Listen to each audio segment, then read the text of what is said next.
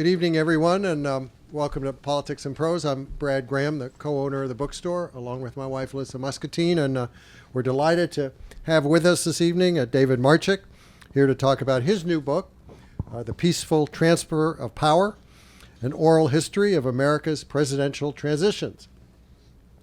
So, for all the books and scholarship devoted over the years to the American presidency, the period specifically of presidential transition hasn't received much attention. As Dave writes at the start of his book, the number of scholarly works on presidential transitions can be counted on two hands. And the two major academic treatments of the subject are already decades old. And yet, a smooth and peaceful transition from one president to the next is a fundamental feature of our democracy. And as we all learned last year, this period can prove rather vulnerable and a rather vulnerable and precarious time for the country if some of those involved resist to go along. Now, one group that has done some work on transitions is Partnership for Public Service, which is a nonprofit dedicated to creating a more effective, better functioning federal government. And in 2008, Partnership for Public Service began gathering best practices and offering assistance in presidential transitions. And in 2016, it set up the Center for Presidential Transition. In the run-up to the 2021 transition, Dave, who had recently retired from the Carlyle Group, where he'd been a managing director, accepted an offer to run the center. He brought to the task his own experience as a former attorney and as a former government official in the Clinton administration, as well as an interest in history, politics, and management. And little did he, like the rest of us, realize the months ahead would involve one of the most complicated and contentious transitions in U.S. history. Dave and a team put together something they call the Transition Lab podcast, which in 2020 collected many interviews about the peaceful transfer of power from former transition team leaders, chiefs of staff, cabinet secretaries, historians, and journalists.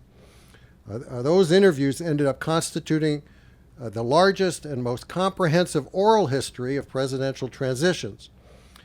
Going on to write this book, Dave has expanded on those interviews, adding commentary to provide context. He also highlights some key lessons that hopefully will benefit future transitions. Dave himself spent a year in the Biden administration as Chief Operating Officer of the Development Finance Corporation, and he's now Dean of the Business School at American University.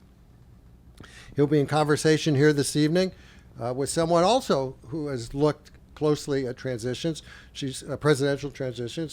She's covered two of them.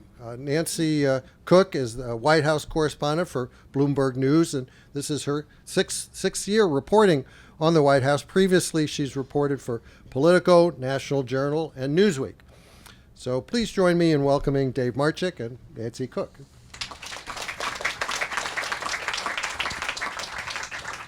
Well, thanks so much for having us. I met Dave during the last transition when I was reporting on it. Little did we know sort of what would come of it. But I guess I'm just curious to start out the talking about what you think the future of presidential transitions are. You still have a major political party, the majority of Republicans, who say that the election was rigged, that Biden did not actually win. I'm curious, what does that mean for having peaceful transitions moving ahead? Well, first of all, thank you for being here, Nancy. Brad, thank you for hosting. Thank you all for coming. I want to recognize my co-authors. Alex is here, Alex Tippett, and AJ Wilson. So we worked together for a year and a half, and thank you for your great work. And Alex's mom is here as well, as is my mom. So in the book, Ken Burns was nice enough to write the foreword, and he starts by talking about Lincoln's famous speech where Lincoln hearkened to the better angels. And for most of our history, actually, presidential transitions did appeal to the better angels. There was a bipartisan affair. Most transitions went fairly smoothly. There have been some bad transitions. But in the modern era, really since Carter, transitions have been a bipartisan affair. Even in contested elections like Bush v. Gore, Clinton actually cooperated with Bush. He provided Bush with intelligence briefings and other services and support, even when the election was contested. Really, only up until the last election was this a contentious issue. So I'm hopeful that we can get back to the nonpartisan, bipartisan nature of presidential transitions. If Trump were to run, I think all bets are off. Twice, he has allowed people under him essentially to plan effectively, organize effectively, and then once the election was held, basically threw everything out and impeded the transition. So hopefully we can get back to the nonpartisan, bipartisan nature of this handover of power, but we'll see what happens the next year or two. But he still has such a grip on the Republican Party, and we're seeing that with the midterms. You know, so many of the people that are running in congressional races or gubernatorial races, sort of the hallmark for the Republican Party and the stamp of approval is bet on this idea that you think the election, that Biden did not actually win the election. So I guess like it is a Republican-wide, fairly wide in the Republican Party. I guess what does that mean? Forget Trump. I think the Republican Party is going through a type of soul searching where Trump appeals to a large segment of the population. That's reflected in their elected representatives. And there's a litmus test for saying that you don't recognize the outcome of the election. I've had a couple Republican friends that have run for office, and they refused to say that the election was a hoax, and they lost their primary. So this is, it's a political reality, and it's affecting, I think about half of the Republicans in Congress have said they don't recognize in the House said they don't recognize the outcome of the election. I'm hoping that we get back to kind of a more traditional two-party system where the parties debate within the bounds of reasonableness. And I mean, Trump was bragging over the weekend that the largest crowds he saw, it was not factual, were on January 6th, as if that was a positive as opposed to a negative. I guess like in the transition world, you know, you ran the Center for Partnership for Public Service during the last transition. How have you all thought about trying to make sure that the next transition is peaceful? Or is there talk about changing laws? Do you know what I mean? What can you do to try to set up something for the next time? So the Partnership for Public Service, which is a great organization, it actually is the central organization that is focused on better, smoother, faster transitions. They've come up with a series of recommendations, a number of which are in the book, which do create opportunity for better transitions. Number one would be changing the law which starts the formal process. As you recall in the last transition, you reported on this very well, there's a provision in the law that allows the head of the General Services Administration, the GSA, to, quote, ascertain the outcome of the election. This was seen as a ministerial task, not something that was political. The head of the GSA under the Trump administration basically refused to recognize the outcome of the election because her boss refused to recognize the outcome of the election. That delayed the transition. So one way to fix that is to actually lower the standard to start the process, to make it easier for the formal transition to start, which then means that the president-elect's team can have access to agencies, can get briefing memos, can start to get personnel in place, can start to get political appointments processed and reviewed for their security clearances. That's one thing. Second is Congress can move the dates up when various transition-related activities start. So, for example, under current law, after the nominating convention, candidates for president, the winning candidate in each party, can submit names for security clearances to the Justice Department and the FBI so they can get cleared. This came out of 9/11 because after President Bush was elected, because of the delayed transition because of Bush v. Gore, he didn't get all his national security people in place, and 9/11 happened. So the Congress could change the laws to move up and accelerate the transition process, and that would make it better as well. One of the interesting things that happened during the last transition, aside from January 6th, was that the Trump administration also really stonewalled the Biden people getting access to some very key agencies, like the Office of Management and Budget, which is, you know, the budget office controls all the money. That's very key. But also the Department of Defense. There were a lot of problems. I'm wondering, what did that mean for policy? So I think the biggest impact was probably on the COVID response. So you recall during the last transition, we were at the peak of the pandemic. 172,000 Americans died between the election and January 20th. 172,000. That's the most of any period of time. The vaccine had been developed, but a distribution plan had not been put in place. So the OMB was actually critical because they were funding the distribution plan that eventually took place. The lack of access to the officials in OMB, DOD, and HHS meant that the Biden team working on developing a distribution plan could not get access to the experts and the officials to determine what was happening. Actually, nothing was happening. They didn't have a distribution plan. So what happened is that Jeff Zients, who was head of the transition and then head of the COVID czar, was talking to a bunch of governors and elected officials around the country, and he realized from them that there was no plan. And that led him to work with his team to say we have to put a plan in place from scratch. So did that stall the plan? Probably not. I think that they put together a very effective plan so that on January 20th, memos went out and said we're going to start these mass vaccination centers, we're going to fund distribution, we're going to get pharmacies to cooperate. It did delay the discovery of the fact that there was no plan. And then in other key agencies like the United States Trade Representative Office, the Department of Defense, it impeded the cooperation between the outgoing and the incoming so that it just was harder for the incoming officials to start, to launch, to get organized once they took office January 20th. Yeah. You have an interesting chapter in the book where you interview on January 19th, 2021, Chris Liddell, who is a former business executive. I think he's Australian or he's from New Zealand originally. Yep. But he ran the transition inside the Trump White House, or tried to. Tell me a little bit about what that was like working with him, because he was essentially trying to keep the transition planning, which takes place over a year, secret from the president, as to not anger him. Is that right? Those are your words, not mine. I don't want to get Chris in trouble, but Chris Liddell was the deputy chief of staff in the Trump administration, and he was in charge of planning the second term for the Trump administration. That was the Trump administration's view of the transition.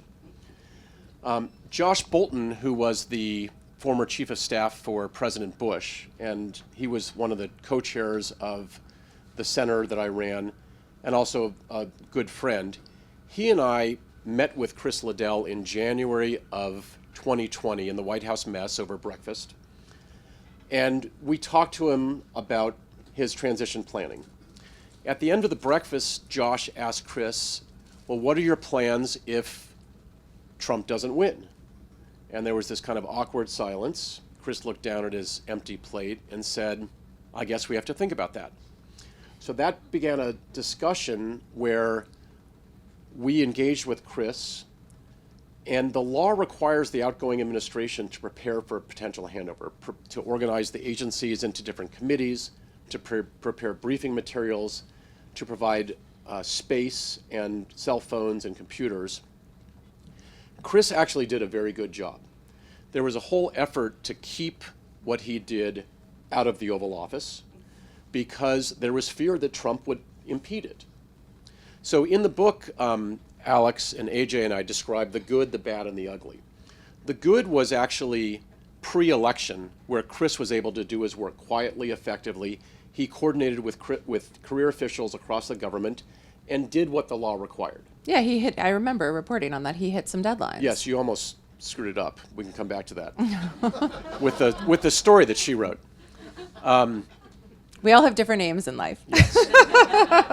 The bad was post-election, when the good work and the planning was put on hold by this decision by the head of the GSA to not start the transition. And then the ugly was January 6th, which slowed down a lot, including the Senate confirmation process, and slowed the ability of Biden to get his people in office, in addition to obviously the horrible, terrible, very bad day that it was. I'm thinking about the children's section of the bookstore downstairs. So. I do want to, I was so struck by something, and so this book is quite interesting because it has transcripts of, all these interviews that you did with, top transition people, and so you can really hear it in their own words. I was so struck by something that Chris told you on January 19th. He said he still seemed to be tiptoeing around Trump even then. He said he was asked about, the election results, and he says, I thought this was really telling. He says, quote, "I don't want to get into the ins and outs of the election." What did you make of that? So it was obvious to me that Chris was A, trying to do the right thing, and B, under great pressure. I didn't know what we know now from the January 6th Commission, that there was all chaos breaking loose in the White House. Chris actually called me on January 6th and said, "I'm resigning." And I said, "You can't resign." And he said, "This is too much. I can't stand it." Josh Bolton and I did an event on Saturday night, and he said that Chris called him as well, and Chris was in tears. And we both implored him to stay. We basically said, you have an affiliation with Trump. You can't shed yourself of that in 14 days. You maybe can get a 2-sentence article that says you honorably resigned, but you're the person responsible for getting the transition in place, and you can help the next president of the United States take office in as smooth and peaceful a way as possible. You can't resign. And he didn't. And actually, I think that was a heroic act. I do want to tell the story about Nancy Cook and almost messing this up. Can I tell that? Sure. Okay. So this whole effort to create space for Chris Liddell was confidential. Nancy called me one day and said, "I hear that Chris Liddell is actually doing a good job in the White House." And I said... And I said, does President Trump know that? And I'm going to not comment on it. And I said, "Off the record, he is." And she said, "Will you go on the record with that?" And I said, "Let me think about that." So I called Chris, and I called the Biden team. And I said, "Chris, does this help you?" And he said, "Actually, it does help me with other officials around the government if there's a story that says I'm doing an effective job." And I called the Biden people, and they said, "Well, if Chris says it's okay with us." So the next day, Nancy came out with the story, and sometimes journalists, I see my friend Manuel in the back, sometimes journalists may amplify a piece. So the story read, "Trump, the only effective part of the Trump White House is the part that's trying to usher him out of office." So immediately my heart sunk, and I thought, this is not good for Chris Liddell. I didn't call Nancy and tell her my heart sunk. So all night I was texting Chris saying, "Have you been fired yet?" And he funnily, he jokingly said, "I'm just going to avoid the Oval Office for a few days." And luckily he wasn't fired. But Nancy almost wrecked the peaceful transition of power. I think there are other things at play there, but also, Chris, I would say, just if you want to map out the power structure in the Trump administration, I also think he was very close to Jared throughout Trump's entire presidency, and I think that helped him at some very key moments. I want to also just, you have a bunch of interesting chapters. I mean, I know the Trump transition we could talk about for 4 days, but you do have some interesting chapters sort of just talking about transitions of the past, how they've gone.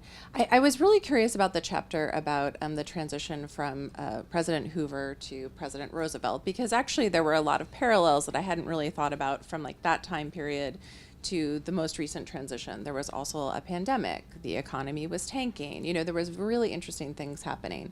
Can you tell me a little bit about why that was so rocky? And then what did that actually mean for things like the economy at that time? So at the time of the transition between Hoover and Roosevelt, the Great Depression peaked. We had bank runs in 25 states. Hitler came to power. The Reichstag burned. Japan pulled out of the League of Nations, starting their march to imperialism. And Hoover refused to cooperate with Roosevelt. He hated Roosevelt. They knew each other when they were not that far apart, but Roosevelt's demeanor and smile made him look a lot younger. I think they were 6 years or 7 years apart. But Hoover despised Roosevelt. He thought that he was of weak body and weak mind. Yeah, and you write at one point, I think that he wanted to see if he could embarrass Roosevelt, about all of his campaign promises. Yes, so his view of what should be done during the transition was to convince Roosevelt to abandon the New Deal. So in the book, I interview a historian named Eric Rauschway, who actually Alex found. And he wrote a book called Winter's War. And I interviewed him, and actually Brad mentioned that there have been, every aspect of the presidency has been studied. There have been 15,000 books on Lincoln alone. I asked him, why did you write another book on Roosevelt? And he said, well, actually I wrote about the transition because I felt that the 100 days before the inauguration were as important, if not more important, than the 100 days after. And I said, so what was the impact of Hoover's lack of cooperation? And he said, well, banks failed. More people had their houses foreclosed. We did not get advance planning on the war with Germany. It was a time where farms were failing and people were starving, so more people died. And that shows the importance of this smooth transition of power. And we can get into this, but that contrasts with the collaboration between Obama and Bush during the Great Recession, where their collaboration actually eased the end of the Great Recession and ushered in a faster recovery.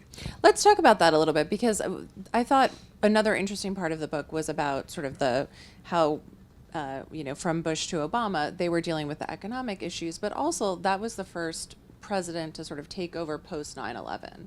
And there were also very big national security concerns that sort of came to play that hadn't been there before. Talk a little bit about how that played into sort of sharing information between the incoming administration and the Bush administration.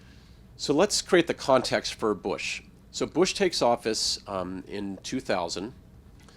He has a shortened transition. The average transition period is 75 days. He has 35 days because of Bush v. Gore. I think the Supreme Court ruling was December 12th or so. So it's clear that he's declared the winner December 13th.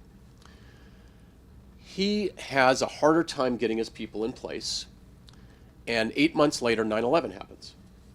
At the time of 9/11, Bush had just over 50% of his senior national security people in place. Ann Witowski is here. She's a senior official. She had to get confirmed. It took her 9 months. How long? 9 months. So 9/11 happened. Bush has just over 50% of his national security people in place. More than half of those in place had only been there for 2 months. So the 9/11 Commission, when they did their autopsy of 9/11, one of the things they found was that the shortened transition imperiled Bush's ability to get his people in place and therefore undermined national security preparedness. This stuck with Bush through his whole presidency. So in 2008, he's the first president in years that does not have a sitting vice president running. And he tells Josh Bolten, his chief of staff, I want to make sure that the next president has a longer period of time, a smoother transition than I had. So Josh actually started organizing government agencies, creating processes, requiring each cabinet officer to prepare briefing books, and set in process a set of standards and processes that later were enumerated in the law. It's now required. At the time of the election, we had 2 wars and a financial crisis. And Bush's outgoing team collaborated with Obama's incoming team and Ben Bernanke. Actually, Ben Bernanke won the Nobel Prize today for economics. And his whole thesis is about flooding the zone and having government intervention during a financial crisis in order to create confidence in the banks. And in the book, Bush's team and Obama's team, including Stephanie Cutter, who was then the communications director for the transition, said that Bush and Obama worked together to try to create confidence for the country because we were in a financial crisis, and confidence was so important for the banks to be stable, to not fail, and for people to keep savings in banks.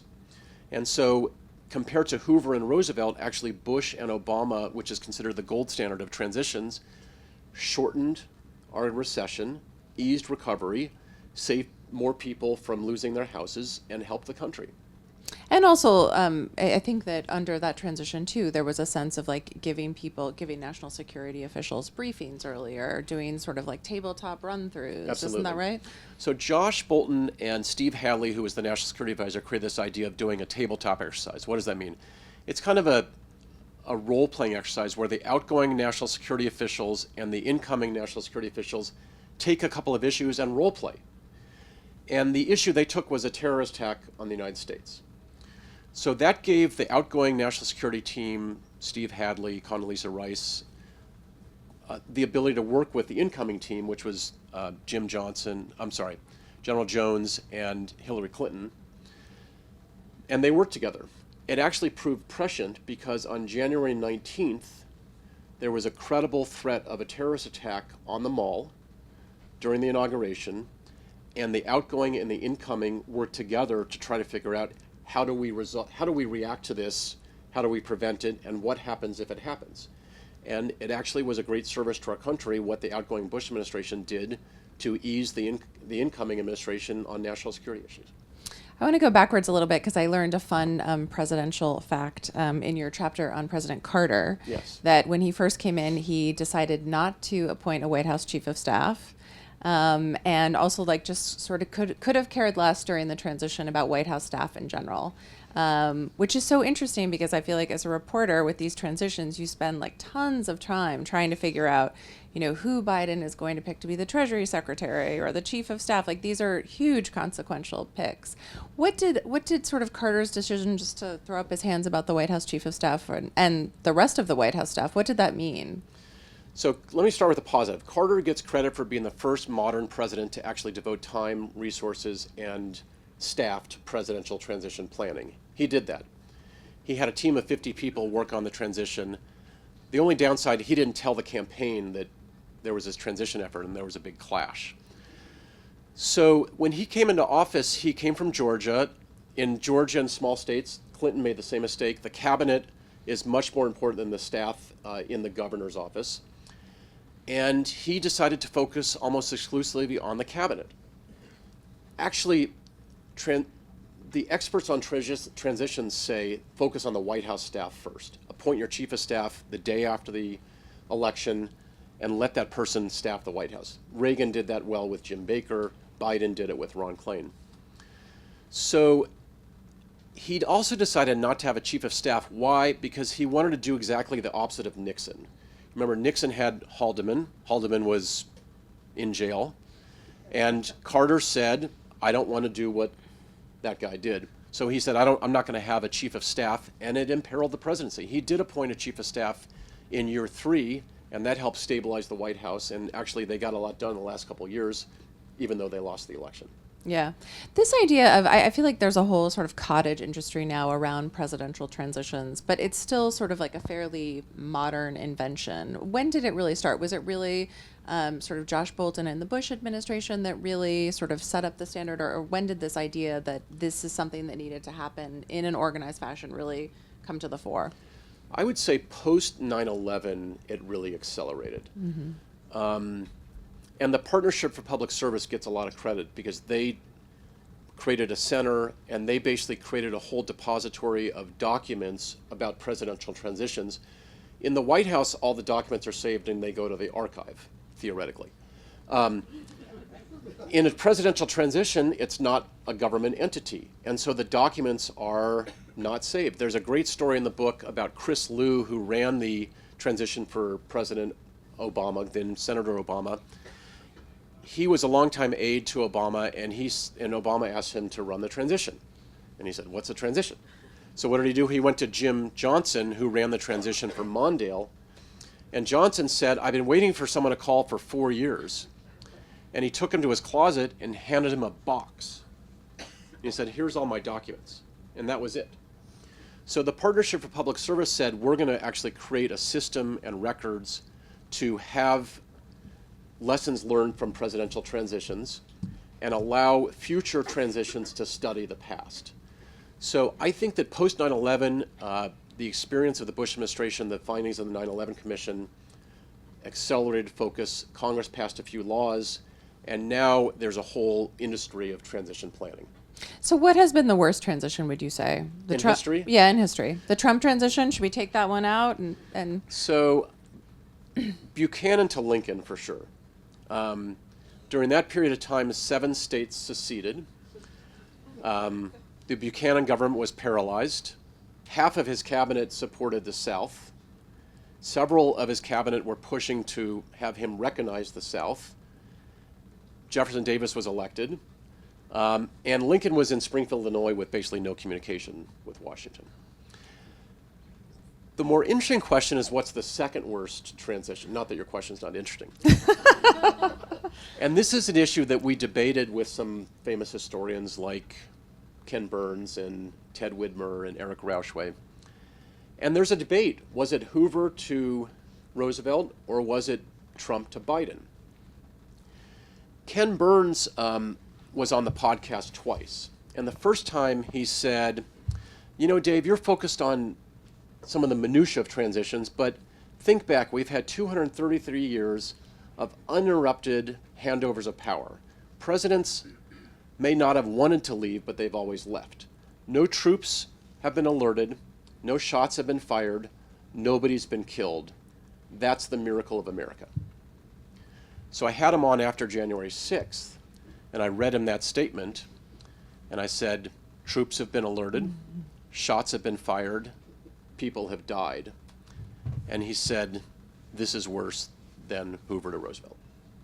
yeah, seems like. Now, the good part is that the Biden team actually was the most effectively organized, the largest team, and they anticipated virtually everything about what happened except for January 6th. The fellow that ran the transition, Ted Kaufman, who was Biden's longtime aide, probably his best friend, put together 2 streams of work. One he called conventional issues, and one he called unconventional. Conventional were all the things that a transition normally does: personnel, agency review, etc. The unconventional was all the threats that could occur if Trump did not cooperate. And the Biden team presciently predicted every single issue that happened: delays, lack of cooperation, agencies not opening up, except for one thing. They never predicted January 6th. Nobody could have predicted that. Yeah. I think that's a good note to open it up for questions if people have some. We have a microphone there if people want to just go up and ask their question. Hi, thank you. What was the date of your article about the transition in the Trump, Ms. Cook? It was sometime in September of Okay. 2020. So it was prior to. I gotcha. And I had heard Dr. Birx, who was Trump's, medical, say very specifically that Trump was responsible specifically for like 130,000 deaths. Do you think that was she was speaking about that period of time that you were talking about, when 170,000? So That's what she I said. don't know exactly what she's talking about. I know that during this period in January of 2021, that's when the COVID crisis peaked. We had more people infected, more people die than any other period. I think 4,000 Americans were dying a day, 4,000. And other experts can debate Trump's responsibility or lack thereof. I guess my point would be that if Trump cooperated more with Biden, that perhaps they could have accelerated and had a better approach to distributing the vaccine, which was the most important issue for the country at the time. Gotcha. Okay. Any other questions? No?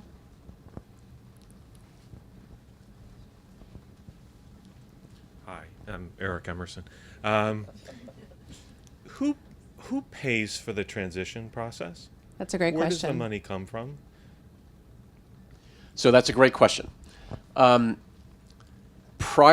are different periods of time. Prior to the nominating conventions, the candidates need to raise money for their own, for everything: staff, resources, offices, computers, cell phones. After the nominating convention, the government pays for office space, computers, staff, security clearances, etc. They don't pay for staff. after the election, when the candidate becomes president-elect, then all the transition officials actually go on the federal payroll. So this is one of the things that Congress could do. Congress, it's in our public interest to incentivize candidates to put as much and many resources towards transition planning as possible. And so if Congress were to appropriate money for candidates to allocate and hire staff prior to post-convention, prior to the election, that would be positive as well, because that would create incentives for more planning, and more planning would be good. And it's not just the money. There's also like GSA gives them offices and computers and cell phones and tech help. So there's like a whole sort of apparatus. whole suite, Yeah. Go ahead, sir. Hi, thank you very much. First of all, I enjoyed the presentation a lot, learned a lot. I'm interested in the center that you led and so forth. Obviously, or I would assume that it was kind of designed on a bipartisan, with a bipartisan structure, and to whatever extent possible, have it be a bipartisan reality. Is it a bipartisan reality or not? So it is nonpartisan. It was created by a fellow named Max Steyer, who created the Partnership for Public Service. He did a great public service by creating the center. And it was created in 2008 at the time that Bush was leaving office, because Max recognized that transitions were vital to our democracy. The Partnership for Public Service is an organization created to help the effectiveness of government, and Max's basic view was the transition is the start of government, and an effective transition has a positive impact on governing. So it's totally nonpartisan. The chairs in the last cycle were Penny Pritzker and Mac McLarty, two Democrats, and Josh Bolten and Mike Leavitt, the former governor of Utah and head of the Romney transition. And we worked in a totally bipartisan fashion.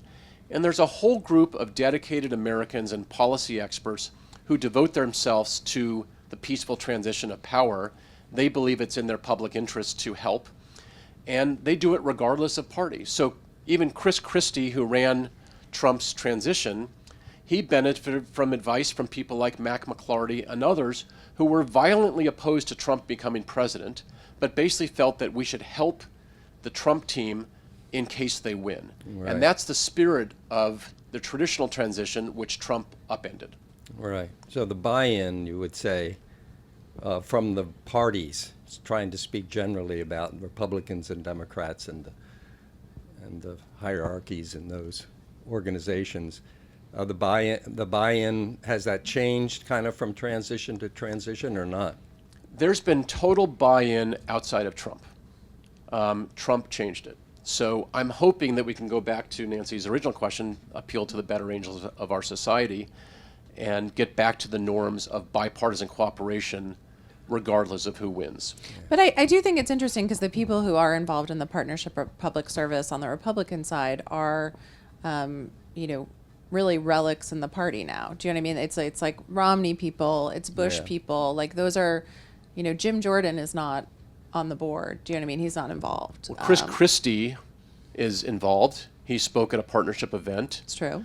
In the book, I interviewed Chris Christie, and I reminded him that he endorsed Trump. He was the first elected official to endorse Trump at a time when the only big names that endorsed Trump were Ted Nugent, Kid Rock, and a couple of others. And I asked Chris Christie, why did he do that? And he said, well, I thought he could win. So. Okay, thank you. Yeah, good question. Hi there. Thank you for this. Seems like a very interesting project. It seems to me that we have a fairly long transition period. Places like the UK, a prime minister could be in office the day after his party wins an election. And I'm wondering if you feel, moving forward, if this extended process makes us, more exposed to attempts to disrupt the transition, or if you still, even after the last election cycle, feel it's necessary for continuity of governance. So the transition, as you may recall, used to be longer. Up until 1933, it was 4 months. And in 1933, after the Hoover to Roosevelt transition, the 20th Amendment was passed, and that shortened the period, and Inauguration Day was moved from March 5th or 6th to January 20th. In the UK and other countries, it's a parliamentary democracy. You don't have that many officials turning over. So in the UK, you have the ministers and maybe one staff person at each ministry. In the United States, it's a much larger endeavor. There are 4,000 political appointees, 4,000, and 1,250 of them need to be confirmed by the United States Senate. That is a flawed system. If I, as a business school dean or a business leader, were to propose this as a great idea, I would be fired. Just to give you some data, so Biden had a very effective transition. At the end of his 100th day, he only had 44 Senate-confirmed officials in place, 44 out of 1,250. At the end of his 200th day in office, which is around October 1st, he only had about 120. He only had 127. There are 1,250 Senate-confirmed officials. He had 10% in place after almost his first year. That's a flawed system. So one of the other reforms that actually the Partnership for Public Service recommends is reducing the number of Senate-confirmed officials that need to be put in place so that you can get the government staffed much more quickly. And that would be a positive change as well. And that's so interesting because the Biden team is so, I mean, say whatever you want about them. They're very, very experienced. Do you know what I mean? They really understand how to work the levers of power. So it's very interesting that even they have had problems with the Senate confirmation process. So they and again, they anticipated this. They recognized that confirmation would be very slow. So they actually created a new innovation to focus on the non-Senate confirmed positions. And they put 1,100 officials in the government by within 10 days after Biden took office. So the data comes out on January 30th of each year, and they had 1,100 officials in place, which was more than Trump and Obama had combined at day 100.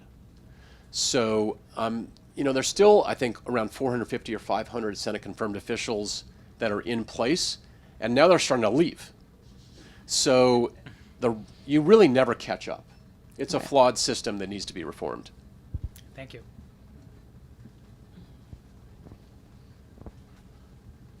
Have you seen any sort of trickle down to the state level of the idea of non-cooperation? Are you getting this question through your earpiece? No. Okay. I really have not seen that. I haven't studied state-level transitions. In most states, the amount of turnover is very small. There are a few states like Texas that have 2,000 plus officials. That actually helped Bush anticipate the challenge of staffing a government. In most states, the number of officials is infinitesimal compared to the federal government.